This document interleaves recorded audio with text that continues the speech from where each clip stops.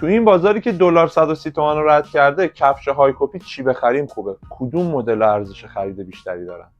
اولین کفشی که میخوام بهت معرفی کنم این آیداس آلفا بونسه که رویش بافته، زیرش فوق‌العاده نرمه و الان ارزش خرید خیلی بالایی داره. الان که دیگه زمستون شده و همش بارون و برف داریم، این کارای گورتکس نایک فوق‌العاده است و ضد آبه، زیرش هم بدون لغزشه و عالیه.